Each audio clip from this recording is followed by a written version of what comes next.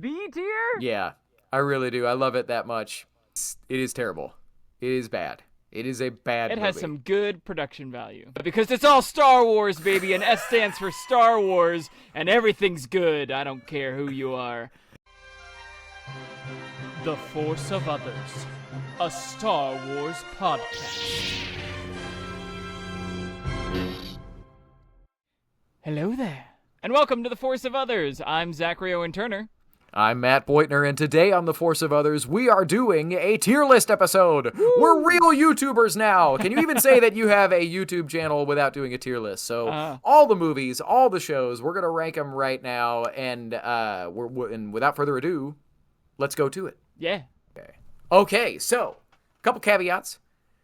Zach and I love Star Wars, and we love all Star Wars. There's going to be some things that I'm sure we get heated about. There's going to be some things that we disagree on, but there are things in every single one of these things that we like. And so the way this is going to go, I figure we'll go back and forth.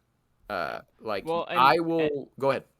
And Matt, can you just real quick put all of it into the S tier? And then we'll go into the S tier and rank within that S tier what is S through unwatched. Because it's all Star Wars, baby, and S stands for Star Wars, and everything's good. I don't care who you are. All right. Fair. But so how this is going to work.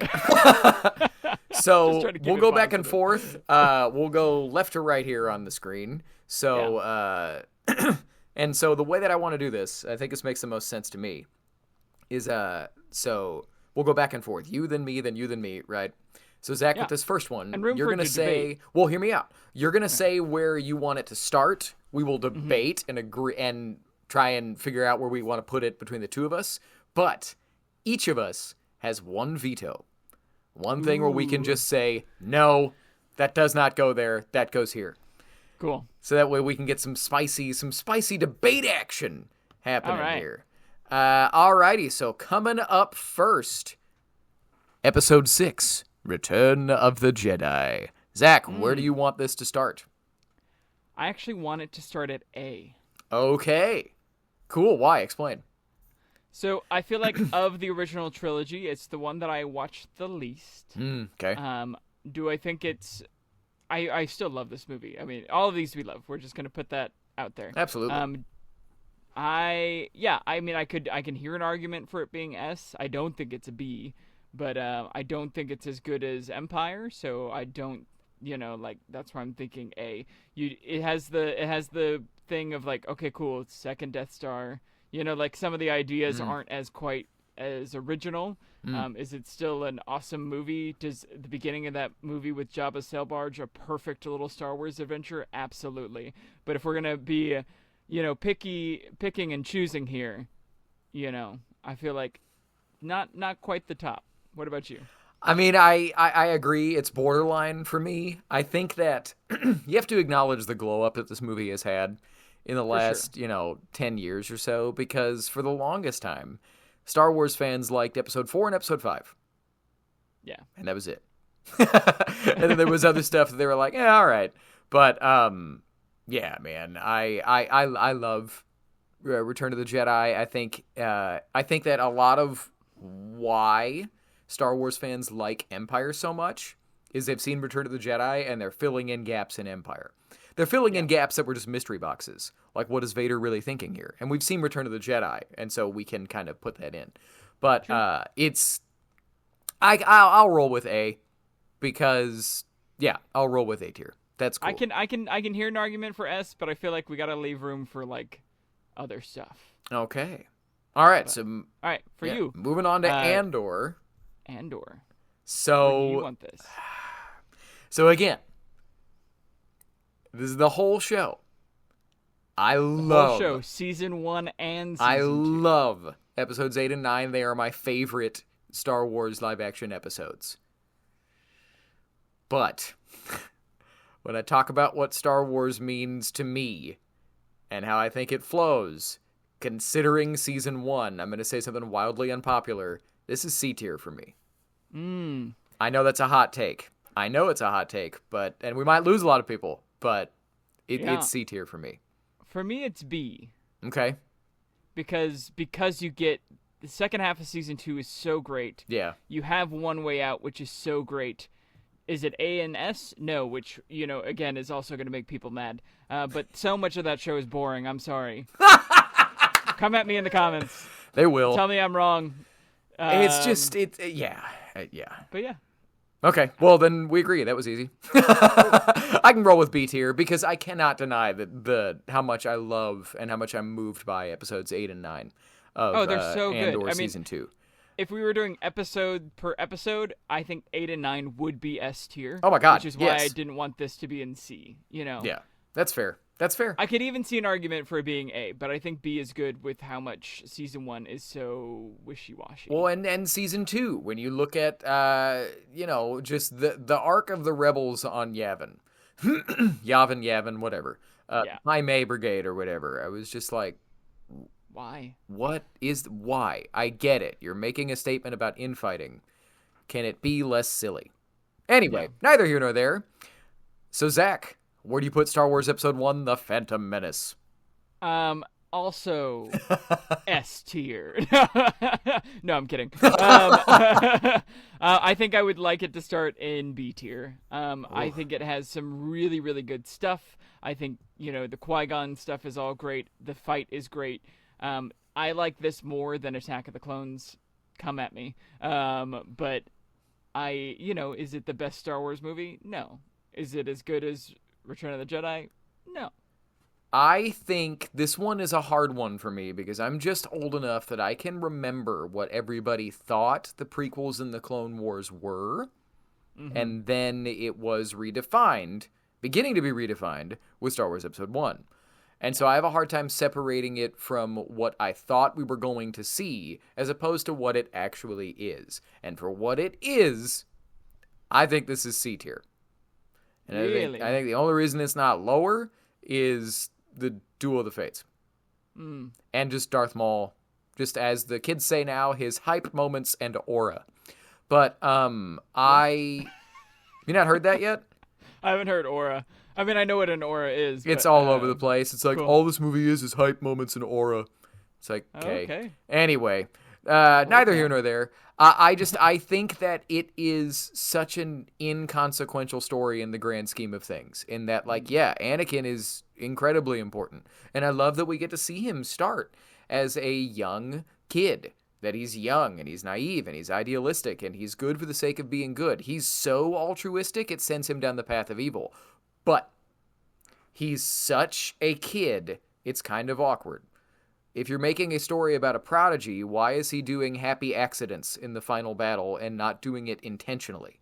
But everything he does is an accident in that last fight. He doesn't even intentionally blow up the droid control ship, right? I take it the one thing he does successfully is fly. He's a good pilot. Already one of the best in the galaxy. That's a good move. Yeah, but that's what I'm saying. It's just so awkward. And I love the idea of a Jar Jar Binks. I'm not necessarily about the poopy jokes in Star Wars. So I honestly think it's C tier because I think there's enough roughness around the edges. I think I could allow that. Okay. So Star Wars Episode 4, what were we going to say? S tier. Star Wars Episode 4, A New Hope is S tier. It's my favorite Star Wars story. It's just, do we agree? Does it? Yeah, it has problems. It feels like 2 movies. It's a little too long, but it's also from the 70s. So, but yeah, no. I mean, you can't, it's the thing that, literally, without this movie, none of these other movies happen. So it is automatically the best. It's the S, Yeah. It is the fun, even without that, it is a great movie on its own. You have to remember the amount of things that they got right on a shoestring budget is insane. It's absolutely insane. So many sounds that are iconic to this day, character looks that are iconic, ships that are iconic. That doesn't happen if it's a bad movie. We're not here 48 years later having a Star Wars podcast if this movie doesn't rock. Yeah. It is visual effects that it created that were groundbreaking. It created the blockbuster. Jaws was the first one, but this was the first phenomenon. Yeah. In terms of pop culture filmmaking. So and I would not have a tattoo on my back of a Star Wars thing today without this movie. Yeah. This movie rocks, and I mean, I've talked about it to death. The final sequence of Luke alone in the trench run, how all of those different arcs culminate in that moment, is one of the best Star Wars storytelling moments we've ever gotten. Yeah. But okay. Zach, you mentioned how you feel about this before. Episode 2, Attack of the Clones. Yeah, well, it's actually your turn, so you put it. It is my turn? Yeah. Oh, I forgot. I mean, it's C tier. It's C tier. You want to go lower? D tier. Really? Yeah. Oh, it's not. Okay, explain. Soapbox. It is boring. Oh, yeah. It is as boring as Andor season 1. Oh, yeah. It is. I mean, I'm saying spicy takes. Like, you can come at me, but like, it is almost inconsequential. Ooh, yeah. The entire movie, except for the last 10 minutes. You know, like, you can literally boil. I wouldn't be surprised if that supercut that what's his name from that 70s show did of the prequels uses like 2 scenes from this. I wouldn't be surprised. He actually uses. He made it about the love story of Anakin and Padme, but he cut stuff out to frame it completely differently. There isn't a will they, won't they, and then they do.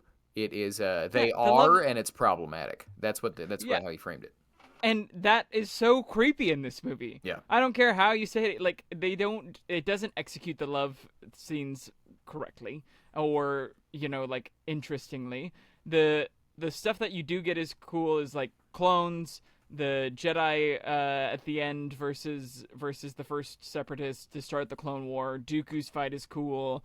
Some of the Anakin Obi-Wan stuff is fun, and I did watch this movie recently. It does hold up better than I thought it did. Oh, sure. But if I'm going back and doing a rewatch, I'm watching episode 1 way more times than I am episode 2. Mm. And I have, like, just in my history. So that's where I don't know. I think it's D. Well, yeah, I mean, I agree. The defense that you always see to the love story, I've said it on the show before, is people saying that Anakin was raised as a slave and then by monks and has no ability, no social skills. Oh, I get it. And it's the same thing with Padme. She has no social skills. It's like, yes, but I think it makes it. I remember being 13, watching this movie in the theater, and then when they're about to go into the Geonosian arena, all of a sudden she's like, I've been dying a little bit every day since you came back into my life. And I was like, what? Why? Like, you said in your second scene together, you're like, don't look at me like that. Anakin says, why not? And you say, it makes me feel uncomfortable. And he looks at you and smiles. That's creepy. That's not attractive. That's weird. Like, it made the whole love story strange for me. So I can hear D tier. We haven't really disagreed yet. I'm kind of surprised. But I think that we're about to. Because, right, Zach, where do you put... Was it my turn or your turn? I don't remember anymore. Oh, no, it's my turn. Okay, Book of Boba. So you're going to put D, aren't you? I'm going to put C. Okay. Explain. You get some really cool cultural stuff with the Tuscans, which I think is fun. I think a large portion of this show could have been cut. But the cool stuff that you do get with, like, the Rancor battle at the end, the stuff with Cad Bane is pretty fun. Maybe I'm talking myself out of it. I think it might be D. But no, I think C is a good place to start. You know, does it have a ton of... No, you know what? You know what puts it in C for me? The Mandalorian episode where he goes and talks to Luke at the temple. Yeah. Because that's really what this show... Like, that's... The moments I remember are him riding a Rancor, that being really cool, Chrysanthemum being the Wookiee that we want to see Chewbacca be, and then the Jedi and Luke training Grogu. So, I agree with everything you're saying. Longtime fans of the show know that pre-Andor Season 2, my favorite episode of Star Wars live action is that episode with Cad Bane and Din going to try and see Grogu and Luke training Grogu, and it's such a fan servicey, deep fake, creepy AI robot Luke thing. But it's so much fun Star Wars within one episode that I kind of don't even know. And the rest of the show is okay. It's not great. The mods are dumb. The spin move that's been memed to death is silly. The finale suffers from a lot of, like, Why are we doing that? Because a made-up reason. I'm smarter than you. And it's like, stop writing it like that. Just do things. But because I love the Return of the Mandalorian episode so much, and the From the Desert Comes a Stranger episode so much, I kind of want to go B tier, man. I really do.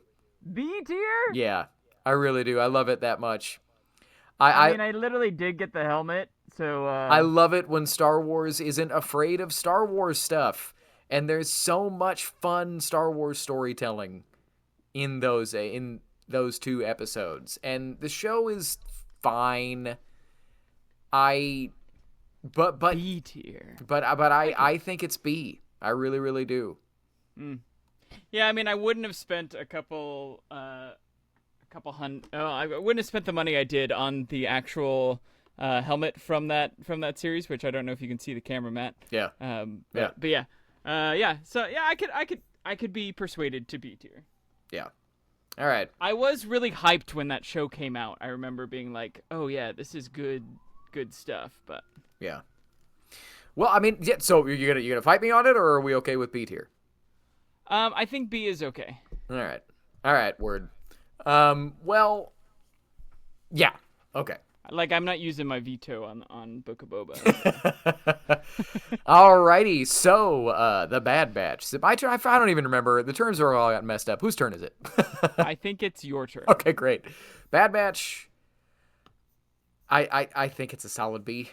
Oof. I would disagree. Really? I think it's C at best. Whoa! I mean, it's not my favorite thing, but like the level of maturity present in the stories with the clones. The episode where Crosshair guns down the Imperial officer, where basically it's an episode about, dealing with Star Wars racism. And I mean, that episode alone is great. The return of the Zillo Beast was so fun and creative. Entombed was a super fun Star Wars Indiana Jones episode. I thought that this show stuff was cool too, bringing that into canon. Yeah. I thought that they did enough cool stuff. Is every episode a banger? Absolutely not. I think it would have been a better show if you had cut the season lengths in half. Or just cut it to one season. Yeah. But I had a really good time with it. It surprised me in a lot of ways. But you want to go C tier, don't you? I want to go C tier because so much of this series is filler. Ooh. So much of the series feels like filler. But you do get good stuff. You're not wrong. Like, you do get the explanation of the chips. You do get the whole Tantus clone arc. You do get...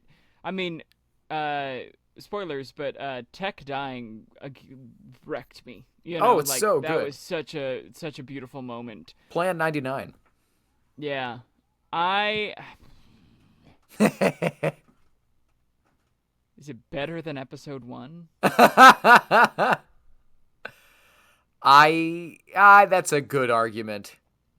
You're gonna have me reevaluating the whole ranking here. I mean, I don't know. I think that the arc alone of them going through all the trouble to prove that the clones destroyed Kamino and that they were trying to, or that they were ordered to, and that they were trying to show how corrupt the Empire is. And then they prove it, they go through all the trouble, and Palpatine appears and is like, yes, it's true then that the clones are evil. So we're going to make stormtroopers now, and the clones are going to be phased out. And they're like, oh no. Right? Like, just that's so cool. Yeah. But I say all of that. When it's boring, it's boring. It's like so boring. Like, the lows are low, the highs are high, But I think that I think that the highs are really high. I'm going right back to B. But you're not going to budge, are you? I can budge. We're being too nice. What's in your heart? C. Yeah, and I'm not going to use my veto here. So, all right, I'll go C. Okay, Zach. Empire Strikes Back. Where do you got it? S tier. Not even a discussion. S tier. One of my favorite movies of all time. Yes. Of all movies. Yes. Probably the argument for the best sequel ever made. Straight argument up. for the best Star Wars movie. Yeah, I mean, in terms of like in a vacuum, yes. Yeah. But I think that you don't get you can't do Empire without A New Hope. You couldn't start the franchise with that. People would be like, "What?" Yeah.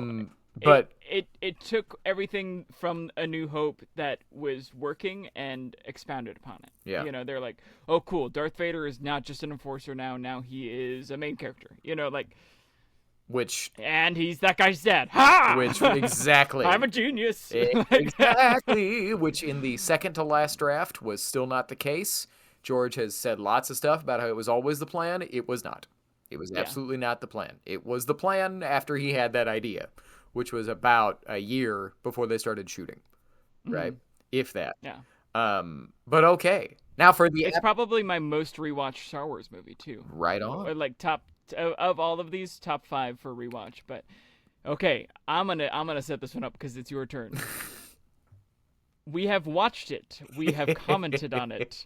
Where do you want the Caravan of Courage? I honestly wish there was lower than D tier because it would go there. There should have been Poodoo tier. It is terrible. It is bad. It is a bad movie. It has some good production value. I so disagree. I think this movie is terrible. When you tell me that it's made for TV, I was like, I agree. I can tell. Yeah. I think it is quite bad. So it's at the bottom of D tier for me. Yeah, I don't disagree with you. So. Okay. Now opposite, I got a spicy take here, but hit this next one. I think it's A. The Force Episode 7, The Force Awakens, starts in A tier. I really want to go S tier. I know that's not going to be common, but I really want to go S. I think that you have to remember my only criticisms for this movie, are that it is such a soft reboot of the original trilogy. It is. There's no denying that. And then the only thing that I really, really, really hate about it is hate is strong. But the one thing that I was like, that's stupid, that's too much, is that they shoehorned in a trench run. That was the thing. They built another Death Star. I know, but but that it was a new weapon, that it could fire through light speed. It wasn't moving around. It was more powerful, and they did a lot of beautiful symbolism on the scene of Ben killing Han. As long as we still have light, there's still hope. Oh, it's more clear than that. It uses the power of the sun. Right? They say those words, and that scene makes Starkiller Base for me. But all the stuff that I just talked about, the biggest criticism of it being a soft reboot, you have to remember, I don't care what anybody says, in 2015, nobody liked the prequels. The whole marketing campaign for Force Awakens was how it's back to the old way of doing things. Can you see it's all practical effects? Can you see there's no CGI? Look at it. We're doing it like we did in the 80s. You had to make the movie this way. And with it being what it was, I think it is the best possible version of that. And it's S tier for me. Yeah. And I know that is spicy as crap. But of the sequel trilogy, it is the one I like the most. Oh, it's not even close. So yeah, I could see S tier. You know, this is really funny. I don't know that we're gonna need vetoes because you or I get on a soapbox and we convince the other. We might need one. Okay, so Solo: A Star Wars Story for me. A tier for me. My man, we agree. Oh my A God. tier. This movie has glowed up for me as well. Yeah. It's also one that I actually rewatch a lot because it is just fun. Yes. And the fact that it never got a sequel really makes me mad because it does so much right. Yep. I mean, the Maul tease at the end, like all of the little stuff. And yes, does it have problems? Sure. So does A New Hope. Like, well, what's your last name? I don't have one. No, Solo. Dumb. I don't care. It is dumb, but the rest of the movie is so fun, and it is nods to different stuff that George loved, like cars and races, and it has that like 50s nostalgia feel in a lot of places, but it does a lot of things that Star Wars needs to do, and it does them all correctly. Like the card game is great. The Lando, I mean, Lando is so good. Donald Glover is so good as Lando. I could honestly see an S tier possibility for this one. Whoa! Yeah, and that's the spicy take. Now that's a little much for me. I will be honest, but I think it's A. This is my second favorite Disney produced Star Wars film by a wide margin, and that's gonna set people off in the comments below or on the like or dislike buttons. But I love this movie. The only criticisms I have are that the pacing's a little off at times, but top to bottom, it's just fun. And I wish we had 5 of them. I wish we had a whole Solo series. I hope that Starfighter feels like Solo. Yeah, I imagine it will.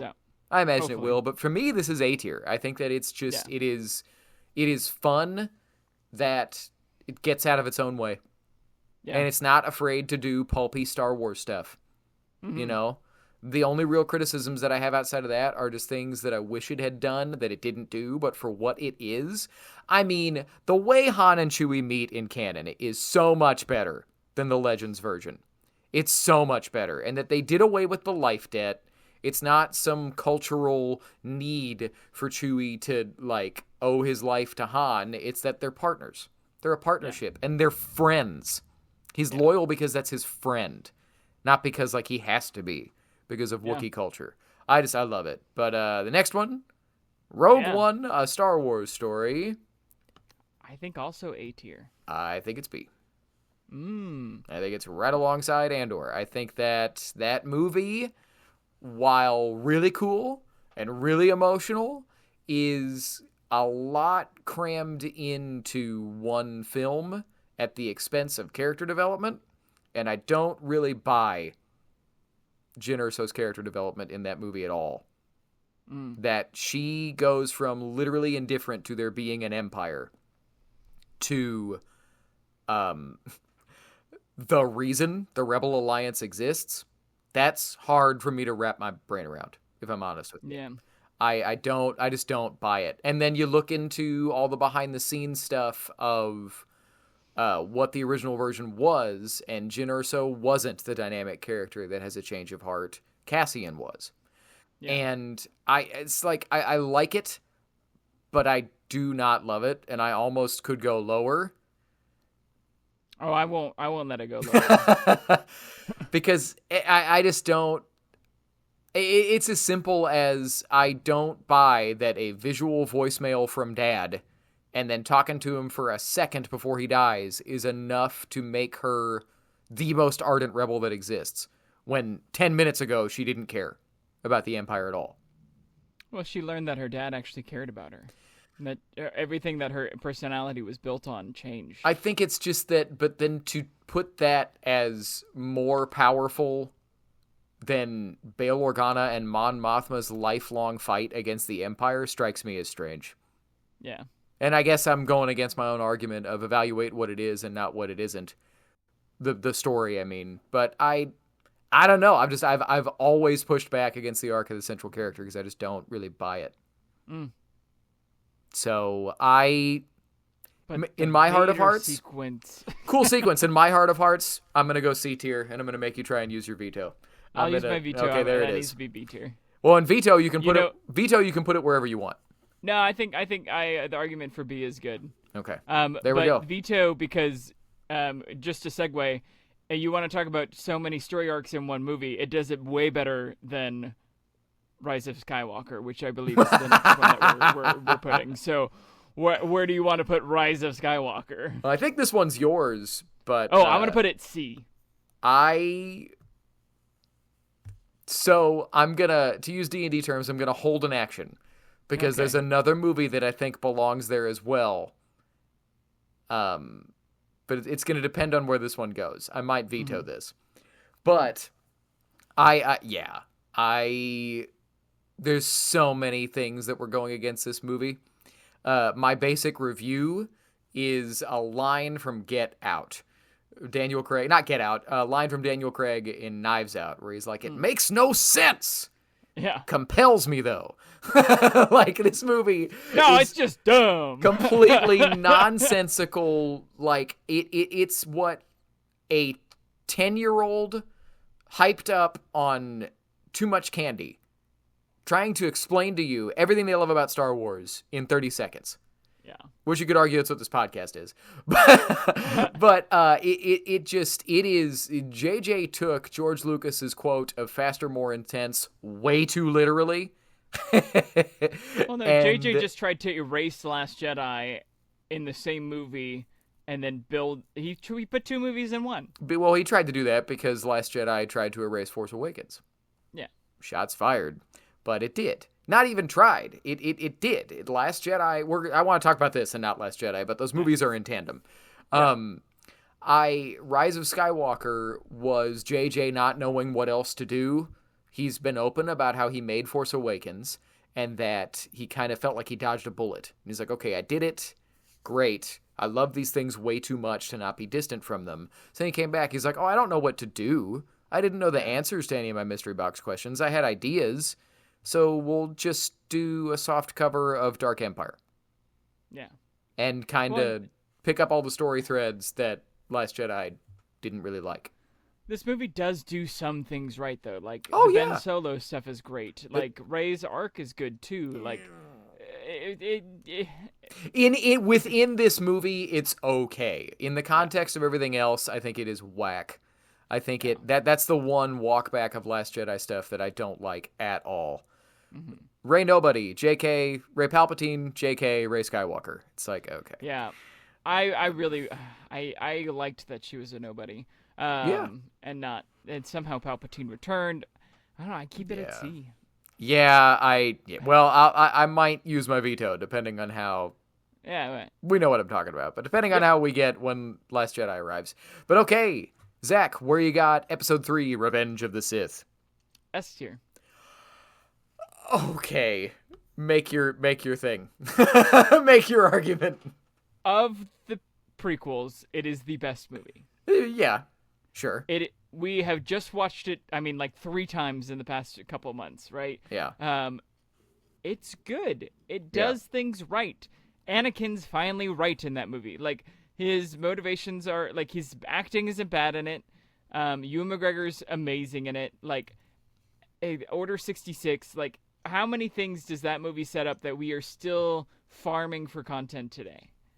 You know, like, it is good. It's great.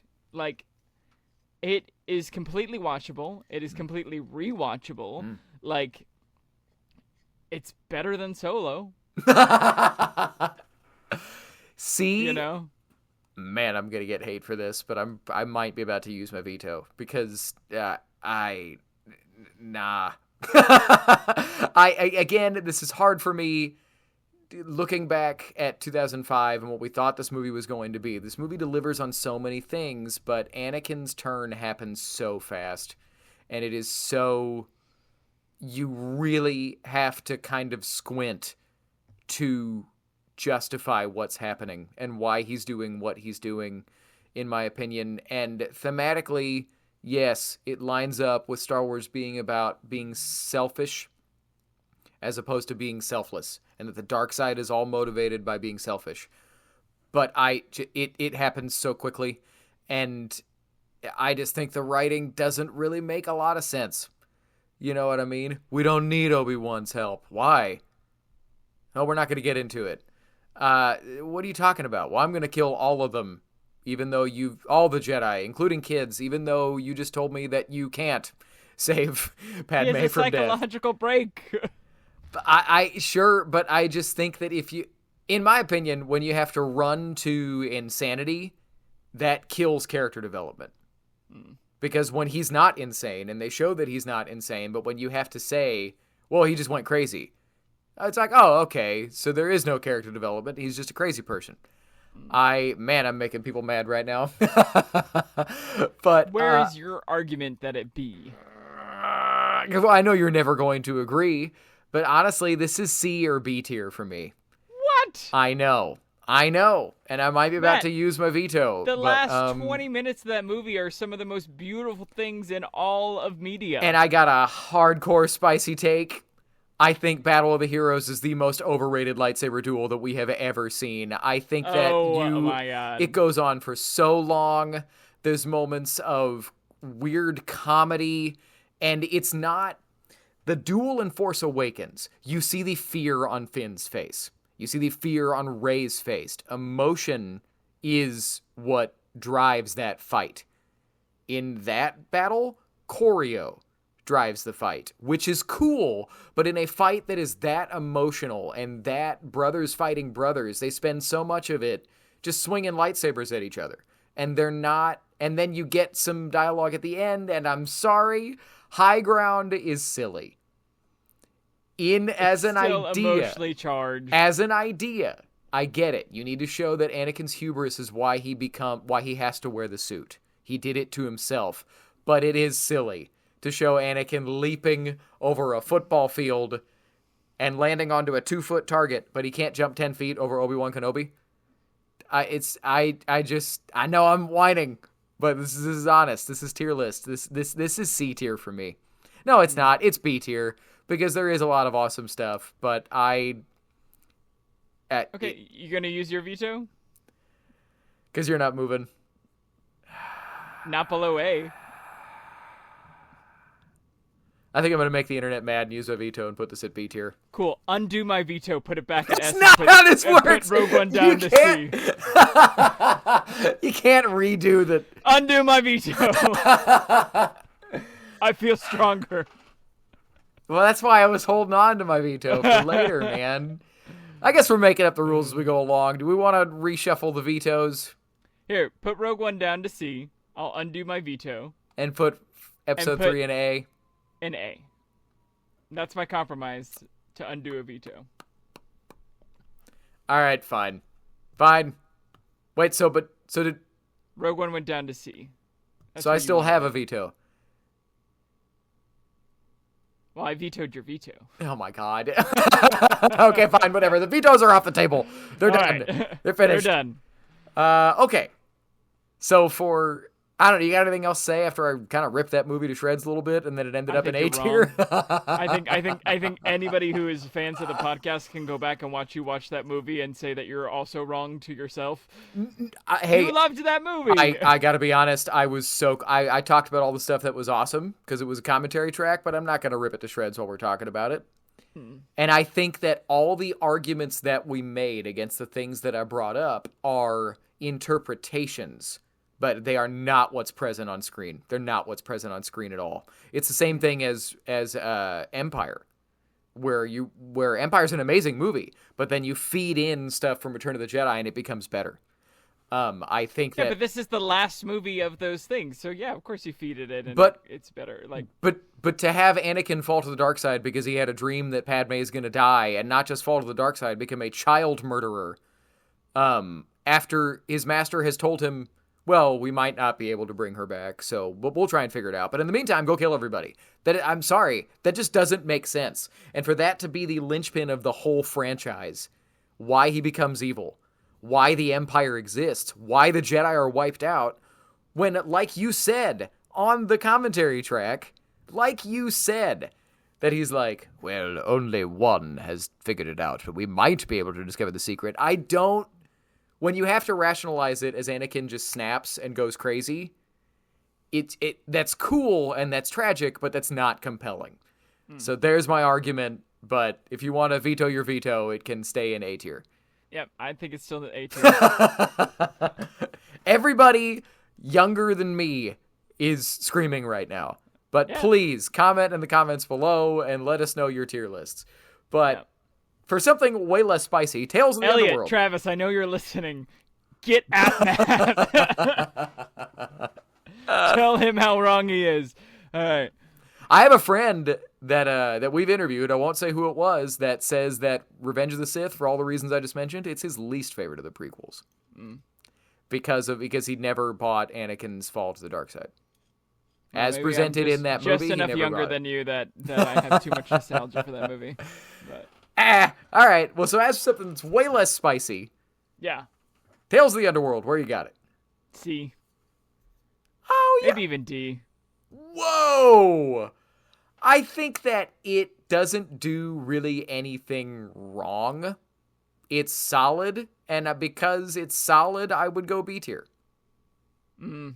You think it's better than Andor? Wait, hold on. Now or I'm sitting as good as Andor. Now I'm sitting here going, wait, how did Rogue One end up in C? Because I did my complained. veto. Because I complained about the the Jin's arc. Yeah. I'm sitting here kind of want to reevaluate and put both of them in B, but we can't do that. Okay, I mean, because I don't think it's better than those, but I think it's solid and I think it's fun. And I had a good time with it. It was a good Star Wars time. It's a good Star Wars time, but it's not like groundbreaking or like. Yeah, but that's B tier. I don't think B tier is groundbreaking. Of the Tales of, I think it's the least strong. Wow, I think it's so much better than Tales of the Empire. Tales of the Empire was straight up boring. No, straight up boring, and this wasn't boring.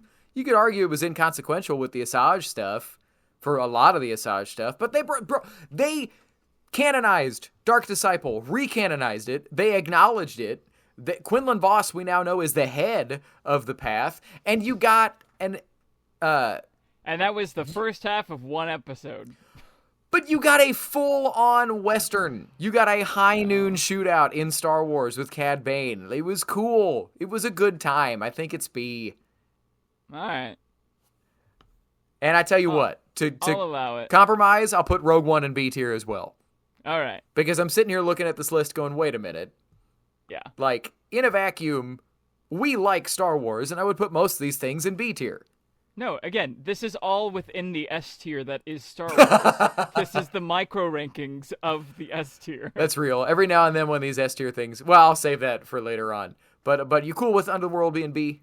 Yeah, I'm okay with that. Okay, so now bearing in mind that this isn't individual seasons of the Clone Wars, this is all of the Clone Wars 3D animated show, including D-Squad, including R2 and 3PO redoing Gulliver's Travels, including 3PO and R2 going on a grocery trip for whatever, was it Meluran or was it a different type of fruit? Probably Meluran. But either way, including some, and then a 3-episode arc about banking deregulation. Including Mortis, including Maul, including Maul coming back. And also including the Mando Siege of Mandalore. Exactly. So if this was by individual seasons, or if it was by arcs, Siege of Mandalore's S tier for me. Yeah. That's up there with my favorite Star Wars movies. But there's also a lot of stuff that I'm like, whoa, this is tough. So all that to say, for me, the Clone Wars 3D show starts in B tier. But the highs are so high. But the lows are so low, man. And I love this show. But the D-Squad arc, man. But how much of this helps Episode 3 and the recontextualization that you were just talking about? But it doesn't, because all that it does is drive, in terms of Anakin's arc, it drives more wedges between Anakin and the Jedi that we didn't know were there before, but the central reason of why Anakin falls to the dark side does not change. It doesn't change. It's still that Palpatine's convincing him to turn against, to turn so that he can revive Padme. That's the whole reason it happens. There's better love scenes than in Episode 2 and Episode 3. You don't get any, you're so beautiful. It's only because I'm so in love. No, it's because I'm so in love with you. We're making lovers of Episode 3 real mad right now. But, or I am.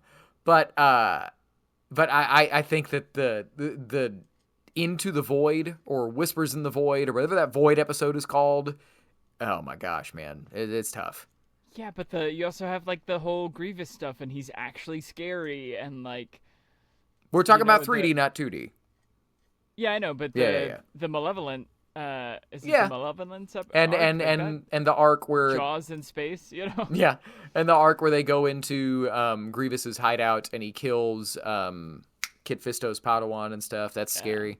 I mean, there's a lot. I love this show. It's better than Bad Batch, so it is higher than that. I love this show, so I could hear A tier. I mean, yes. Again, if it was by individual seasons, this would be different.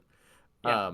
But I just, but it's my favorite animated show because of the highs, but as a whole, the lows drag it kind of low You know for what? me. Bring it. I can see B tier because it does have so many lows. But now I'm also sitting here. Now we got Maul's Return, all the Mandalore stuff. Who am I? I'm a crazy person. It's A tier. Hold on. Yeah. I complained about it for forever, but then I mean, the highs are so high. The arc of Obi-Wan Kenobi taking some polyjuice potion and cosplaying as a bounty hunter for 4 episodes, and it ending in one of the most underrated Star Wars episodes ever, where you see that the beginning of Star Wars Episode 3 was not the first time that Palpatine tried to turn Anakin. He tried to turn him there. He tried to set up a battle with Dooku and be like, here it is. So we could have triggered Order 66 like a year sooner, depending on where you put that in the timeline. Who am I kidding? I love the Clone Wars. Yeah. Hey. It's A tier. It's A tier. Now, the Clone Wars movie. Where are you putting this, bro? C tier. I agree. Worth mentioning, this was not supposed to be a movie. Was not supposed to be a movie. This was 3 of the first episodes that they had finished, and as George famously saw how good the show was and then started to get more involved, he was like, this is cinema. We're going to make it a movie. Put it in theaters. And they were all like, what? It's not one story. Put it in theaters. They'll love it. So, and it canonized Ahsoka for a lot of fans. It canonized her for everybody. This is the first time we ever saw her. But, like, a lot of fans were like, well, if it's not on the big screen, it doesn't count. Then I suppose. What did he do? He put it on the big screen. But you want to talk about movies that were hated. This movie was hated when it came out. I think it's fine. I don't think it's as bad as people say, but the Zero's voice is tough. And calling Rada the Hutt, Jabba's son, Stinky is tough. Sky Guy. It's for kids, and it should be for kids, but this is... And it was marketed that way. There's a difference between being for kids and being kiddie, and I think this is kind of kiddie. Yeah. But there's fantastic sequences in here. There's lots of good stuff. The vertical fight up the cliff with Anakin flying around on steps and Ahsoka deflecting blaster bolts standing on top of an ATTE. Awesome stuff. But I could hear C tier. All right. Well, if you're putting that C tier, which I agree, where are we putting the Gendy Clone Wars? I almost can't rank this because I think that this is a Star Wars property that does damage to the public's understanding of the Force. Yeah. This is, if the Force worked the way it does in Gendy Clone Wars, Order 66 doesn't happen. And there's never any tension whenever a Jedi is involved. Because they are gods. And to the point that when watching 3D Clone Wars for a while, I would get mad when Jedi would lose fights to people with blasters, because I was like, this is stupid. I've seen the Clone Wars show. This doesn't make sense. They can like fly and leap over buildings and do all kinds of stuff. Yeah, but this is the anime version. But this is the anime version, and this is I thought this was how the Force works, and there are a lot of people that do, and for what it is, it's so fun. You just have to look at it as an in-universe legend, like we've talked about on the shows before. But that being said, so I kind of don't know where to rank this because I see it as so separate from everything else. But where do you want to put it? I say C. Wow, okay. Because it does some cool stuff. Like, it's perfectly watchable. It's fun. It does influence canon in a lot of ways. You know, like Asajj Ventress first appearing. Yeah. Anakin getting his scar first time. You know, like... Grievous actually being cool again. To a crazy degree. Yeah. Shaggy being a Jedi is really cool. But it's not actual canon, and it's not like, you know, it does feel like a Legends, but it's anime. Sam Witwer was talking about the Force powers in Force Awakens, and George was like, yeah, you know, it's a video game. Sure, go ahead. Force Unleashed. It has to be Force Unleashed. Sorry. Yeah. Go ahead. And this is the same thing. It's an anime. Yeah. Go ahead. Like, it's supposed to be out of this world. That's fair. Know? It's just, it gets into, you know, it causes a lot of... It causes confusion, I would say, because people are like, why can't they just force speed away? And it's like, it's because it doesn't work like that. Like, I think the people getting mad about Master Soul having to choose between the twins It's because of stuff like this, where the Force can do anything whenever you want it to, and not how centered are you, how focused are you. It's not a superpower. It's an extension of your focus and your emotions and your intention. And it does have limits depending on the moment. So that's my big thing. All right. But okay. Well, Zach, have you seen Young Jedi Adventures? I've watched a couple of episodes, but not all of it, so I don't feel like I can rank it. That's where I'm also at, too. Not the target audience for it. Yeah. Of what I watched, I was like, oh, this is fun. Yeah, it's a good time. It's cute, but I'm going to keep it on unwatched because I have not seen most of it, and I feel bad ranking it. Let us know in the comments below where you would put Young Jedi Adventures if you have seen it. Exact same vibe. Zach, have you seen Star Wars Resistance? I tried, and I couldn't. Ooh. So I have not watched all of it. I have seen all of it. But I've heard the second season is better than the first. It's fine, but it is very, very similar to Young Jedi Adventures. I would call it about a half decimal point more mature than Young Jedi Adventures. That might be it. Whatever. It's not by much, which is fine. And I want these things to exist. And I would, if I was 8 or younger, or maybe like 10, I'd probably love it. I think it was awesome. Yeah. And for that, I think it's a C tier show. C? Yeah, because it's better than Attack of the Clones. That's fair. All right, I'll go D. That's a good point. I couldn't even watch it. Yeah. All right, but now for the opposite end of the spectrum. Again, this is all 3 seasons of this show. Yeah, I'm gonna say something spicy. B tier. Ooh, explain. Make your argument. Really high highs, really low lows for me. Yeah. There's some filler arcs that you're just like, why? What are we doing? What's the point? So if it was just... Cool, we got Jack Black, Lizzo, and Christopher Lloyd. I don't care anything about this episode, though. In a vacuum, that's a fun episode. It's a fun episode, but it's like, why? If this was just seasons 1 and 2, I would go A, and I would die on that mountain. Yeah. It's honestly, it's the season 3 of it all for me. This is the 75th time I've said it in this episode, so I don't know, take a shot every time I say this. But that I really try to review what it is and not what I thought it was going to be, but it is undeniable, the chaos theory that I have, that they changed what this show was going to be for season 3, because Pedro got famous and they were like, crap, we can't get him on set. So we need to make a story about how it's good and fine and important that they wear their helmets.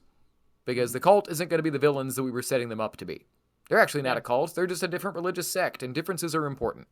Which is cool, but it is undeniable how crappy the armorer is to him in the Book of Boba Fett episode.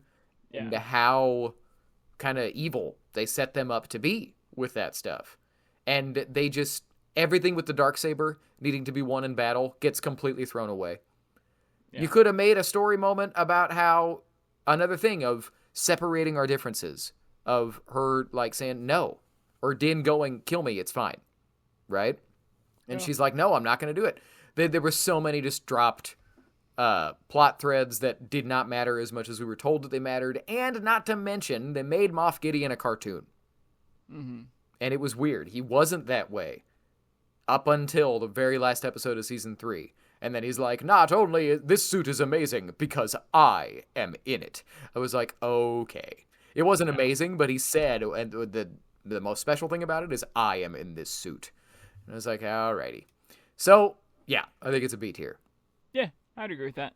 Now, the spiciest of spicy shows. If people haven't given up on us yet, they might give up on us here. Zach, where are you putting Acolyte? I also think B tier. I agree 100%. I think it has some really, really good stuff, and I think it has some bad pacing problems and some stuff that it could have done better. I mean, I think it's in the higher rank of B tier, again, with Mando. You know, I feel like in B tier, you know, we have, Andor, Mando, Acolyte, then, Boba, Underworld, Rogue One, you know. Sure, yeah. But, yeah. I think it gets too much hate. I think that show's really great. It takes big swings, and sometimes it strikes out, but sometimes it hits a home run. It gets a lot of hate for the worst reasons you can imagine. The way people talk about it is just wild. I just don't think we watched the same show.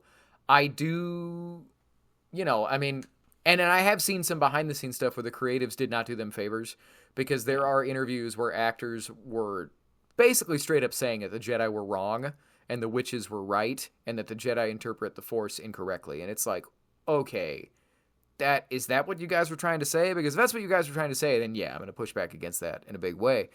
But the biggest reason it's in B tier for me is, unfortunately, I just wasn't invested in the twins. I thought that she gave a fantastic performance. But it's because, in my opinion, the biggest reason was because it was one actor and not two. The scenes where they're together. Oh, she's great, though. She's great, but the scene where they were finally interacting again at the end of episode 5, which is my favorite episode of the show, to me was so rough, because you could tell she was acting with nothing. The pacing was weird.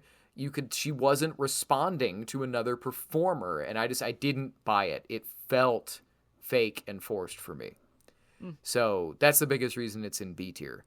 And I talked about when we reviewed the show, I think that to show the dark side perspective, you need to vilify Master Soul without any ambiguity. And when they went back for the flashback episode, where you're seeing everything that happened on Brendok from the Jedi's perspective, they added more ambiguity and made it to where you could still see either side, and I think that went against what the show was trying to do. The show was trying to justify Osha's fall to darkness, and they made it more believable, in my opinion, why he killed her mom. And they made it ambiguous as to why all the witches died, instead of making it a choice that the Jedi made that was the wrong choice, right? True. So rant over, but Star Wars Rebels, where you got it? A tier. I agree. Phenomenal. I love this show. Awesome. I cry every time I watch Twilight of the Apprentice. Oh, it's so good. It's so good.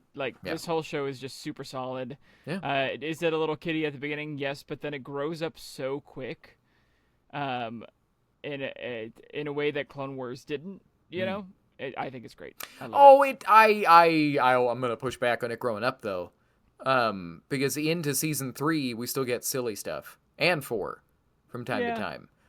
I love the show, but I think that you got to look at it through the veil of, this was the first one that was made for Disney XD. Yeah, for sure. So they weren't. It feels like. Yeah. So they weren't going to be able to have Ahsoka decapitating 4 Mandalorians at once. But it does so much right. Oh yeah. The arc of Ezra Bridger is a good one. That character annoys me on that show, because I think he gets away with being kind of a little turd in a way that Ahsoka never would. And they're just kind of like, oh, Ezra, you're a silly little troublemaker. But no, I think there was a lot of behind-the-scenes stuff that went against that show that we'll never hear about. Yeah. Because there were times in season 3 and 4 that Filoni has hinted at in interviews, some characters kind of get pushed to the side, and it's because they couldn't get those actors when they were recording. So they had to kind of change up some stuff. But no, I love Rebels. I think the biggest thing I don't like about it was the art style. Yeah. And that's just because Disney slashed their budget to a crazy degree. And they were like, this Clone Wars show is way too expensive. So go make something in the original trilogy, which is everything Disney was trying to rebrand Star Wars as at the time. It's X-Wings and TIE Fighters and everything you loved. But do it for like a fifth of the budget. Yeah. But okay. Well, speaking of no budget, the Star Wars Holiday Special belongs at the bottom of the trash bin tier. It is the worst thing Star Wars has ever made. Not even close. It is terrible. It's not even like a joy how bad it is. It's just bad. And it's just so boring. And hard to watch. Hard to get through. Yeah. Yeah. Yep. Anyway. Right. Enough said about that. What about Obi-Wan? So I ranted about this show many, many episodes ago. You can find it. I don't know. I think it's in like episode 10 or something. I'll put it in the doobly-doo below. But I don't want to hold grudges, but I am. and this is C tier for me. I was gonna say C or B, but yeah, my arguments for B are the other day I called Kai and I was like, "How you doing?" And she was crying. I was like, "What is going on?" And she goes, "I just watched the an Instagram reel where Anakin told Obi-Wan it's not his fault." And I was like, "Yeah, that hits hard.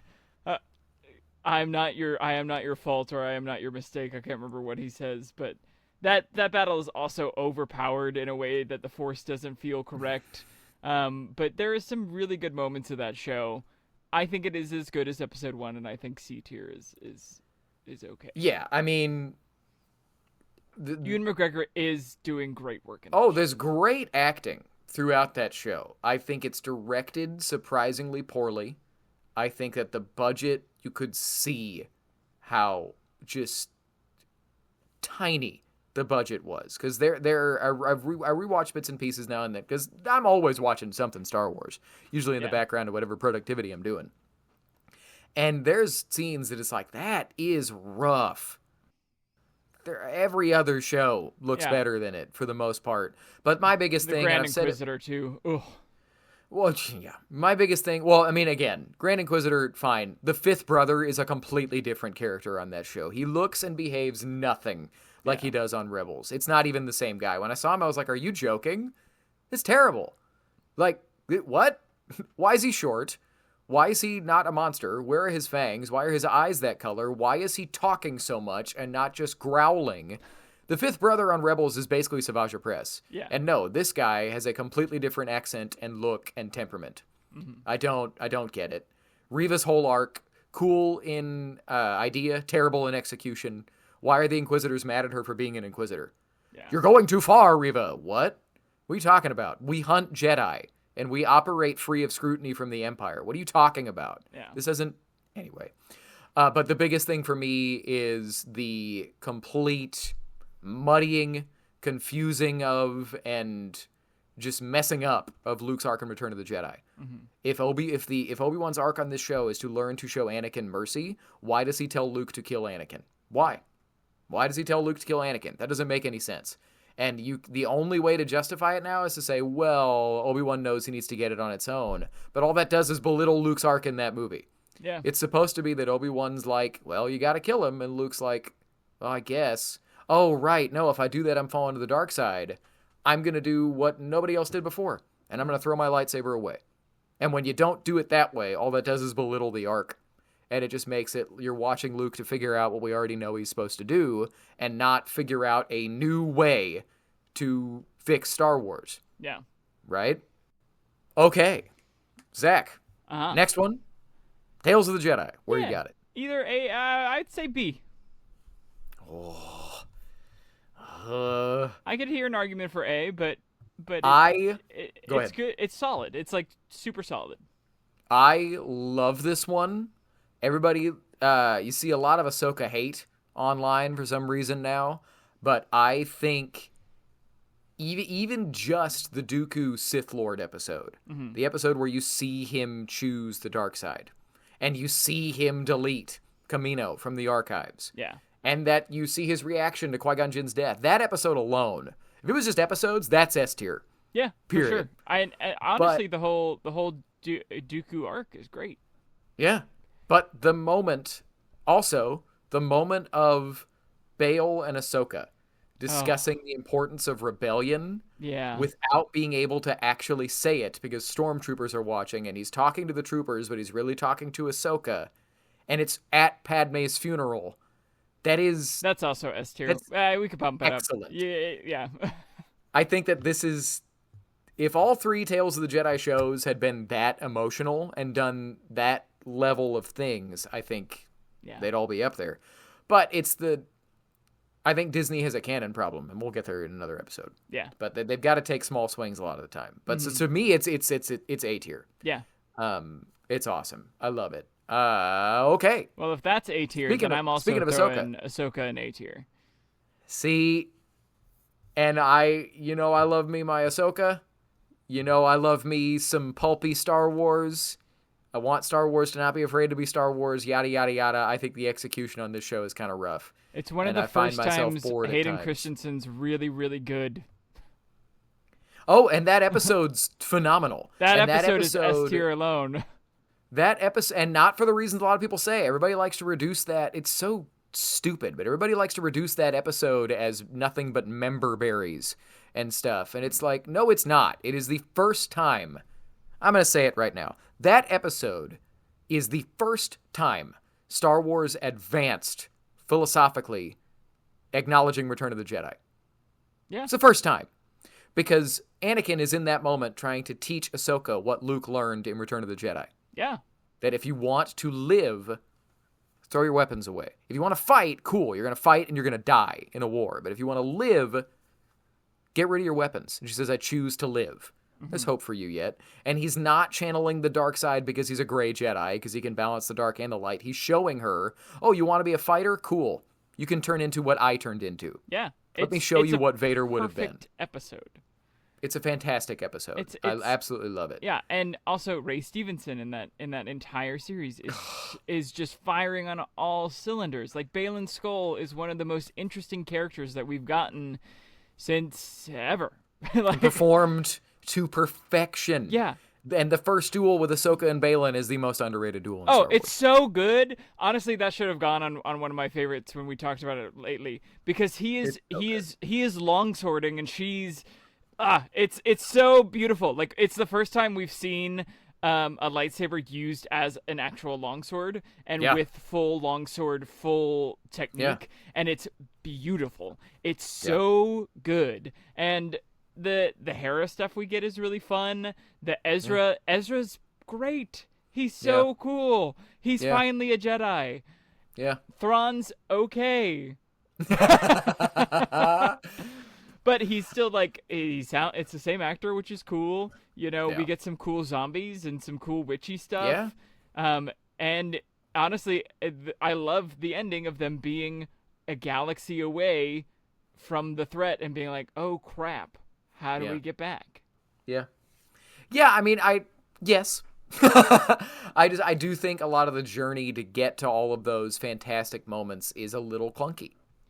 And I think you could argue it has pacing problems like all of the rest of Star Wars. But and sometimes the dialogue is tough for me. Everything that I've said it before, everything that it does is my favorite stuff that any of the live action shows do. But I just think kind of the journey to get there is kind of tough sometimes. So I could go B, but it's a mixed bag, but it's a mixed bag of stuff that I love. Oh, hey, Huyang, that she asks him to tell her a story, and he starts it with a long time ago in a galaxy far, far away. It's absolutely spellbinding. Getting to see him giving Leia, the emitter from Kanan's lightsaber, that it was the same style. Getting to see Leia work through 3PO to get Hera out of a political problem with the New Republic. So cool. Yeah. That Kazuda Xiono from Resistance, his dad is kind of the butthole senator. Yeah. That he's the jerk that we're going to know is going to move on to be kind of a first order sympathizer. Also, Matt, it canonizes that anyone can use the Force. Yes. It everything does away with midichlorians. Like, but it doesn't do away, but it's like, hey, with training, you can figure it out. It acknowledges that is not the ceiling. Yeah. Or that's not it might be the ceiling, but it's not a barrier to entry. Yeah. It acknowledges that everybody has that. Yeah. To some degree. Like I said, everything it does I love. It's just how it does it that I'm kind of like, ugh. But Ahsoka Season 2 is what I'm most hyped for out of anything. So all that to be said, I guess I should go A. Yeah. But speaking of another good time, just a harmless good time, Skeleton Crew, where you got it? Yeah, B. Yeah, fair. It's great. It's fun. It's not like... Again, I had an amazing time with it. I'm so glad it exists. It is Goonies in space. Like, it's so fun. But it's not one that I'm like, wow, this changed Star Wars forever. You know? Like, yeah. It's a harmless good time, and unfortunately, I think that's why it's probably going to be forgotten. Mm-hmm. I would love for them to pick up the story threads from that show and see the Rogue Squadron in training that we've talked about on the show before, of Jason Syndulla, Wim from Skeleton Crew, and oh my gosh, who else? There's others. I'm spacing right now. Yeah. Oh, and Cassian, Marva, Luthen, Bix, Brasso, Andor. Yeah. Yeah. Would love to see that, but I don't know if we ever will. Yeah. You know? But at least that show has a beginning, middle, and end in one season. And they didn't end it with a cliffhanger without knowing if they're going to get more. Yeah. So, Tales of the Empire. Where you got it? Yeah, B. Yeah, it's fair. It does some cool stuff. The Inquisitor stuff is fun. Yeah. The witchy stuff is okay. I could honestly see it as a C. But I could too. Yeah. And I would like to put it's okay.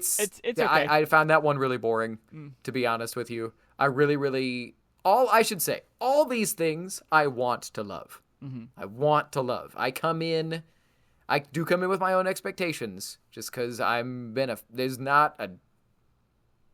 think of a day in the last 10 years that I haven't spent at least 5 minutes thinking about this stuff. Yeah. So, anyway. But, last but not least, the spiciest of the spicies. The, arguably most misguided Star Wars film ever made, and the most widely divided on opinions, easily ever made. Yeah. Zach, where you got Star Wars The Last Jedi? S tier, baby. No, I'm kidding. I'm kidding. I think A.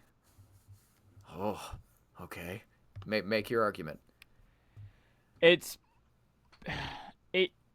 tries to do so much in a way that feels new.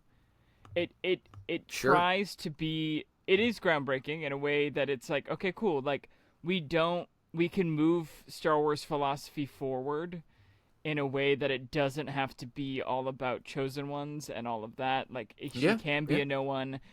Luke is disgruntled, but then finds himself at the end, like figures it out that he was also wrong for leaving.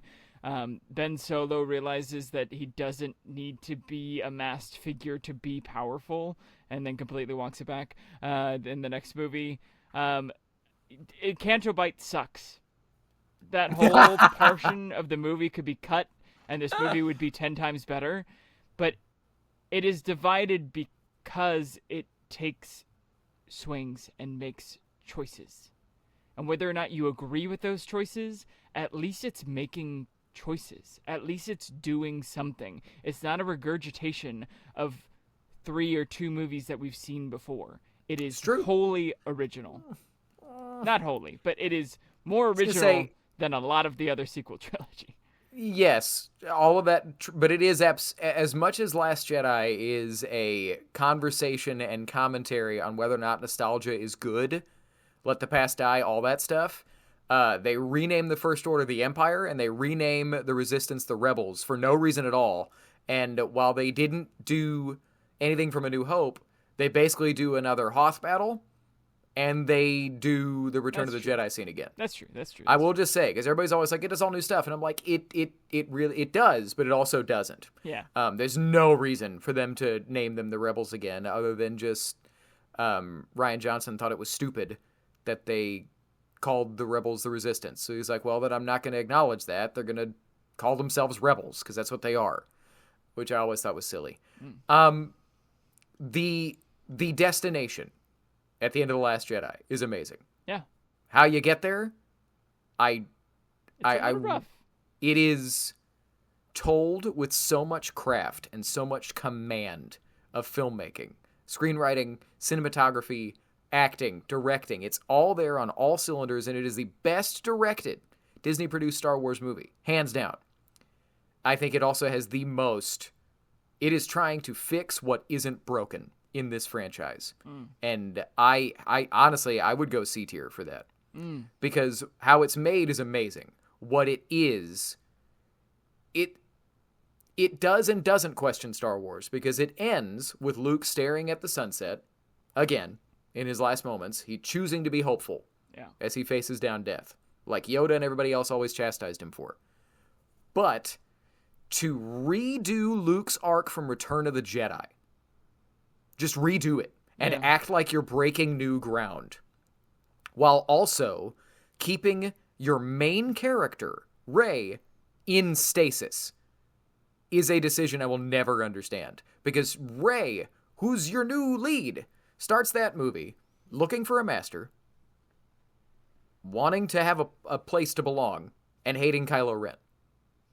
And she ends this movie with all three of those things still completely in place. She does not change at all.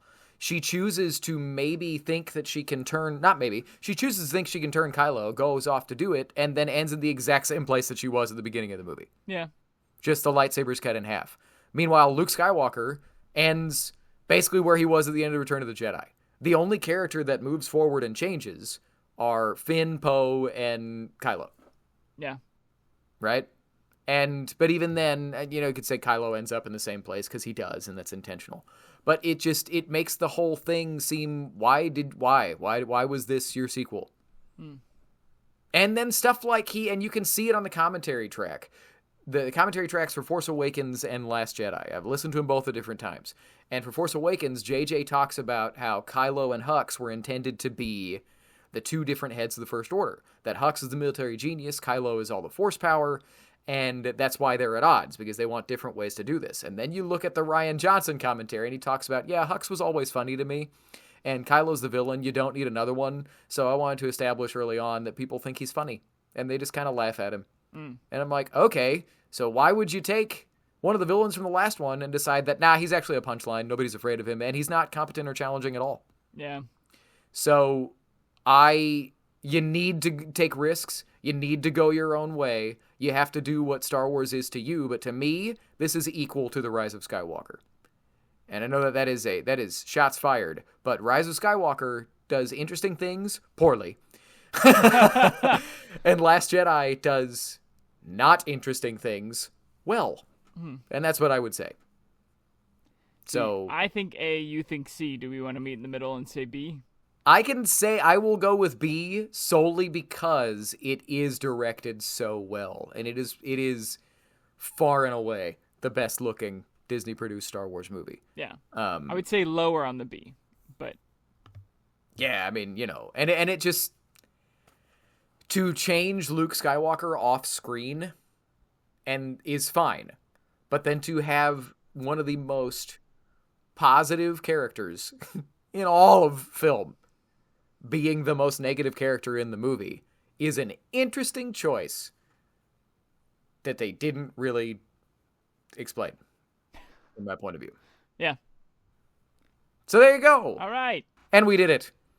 Like I said at the top, we are real YouTubers now, officially. Normally on the show, we'll do mailbag questions. If you have questions or comments that you would like us to weigh in on, or if you have spicy takes about all of our misguided spicy takes, send them in the comments below or to forceofothersradio@gmail.com. And but Zach, where can the people find you, and how else could they get involved with what we got going on? Yeah, you can listen to us wherever podcasts are found, on Spotify, here on YouTube, Apple, or Amazon. We're all over the place. So just search Force of Others. Force of Others. We are also on Instagram at Force of Others Podcast. And just interact with us. Send us an email. Get in the comments. We're on TikTok as well. So just wherever you're at, we'll be there with you. Most importantly, we love Star Wars, and this podcast is about getting other people's perspectives. So let us know your tier lists. We've got our finished one. I'll put it up on Instagram at some point after our episode has come out. But yeah, there we go, man. Yeah. Let us know your tier list. Let us know what we got right, what we got wrong, all that stuff. Opinions are opinions. They're not facts. And without further ado, remember, the Force of Others will be with you. Always. The Force of Others, a Star Wars podcast.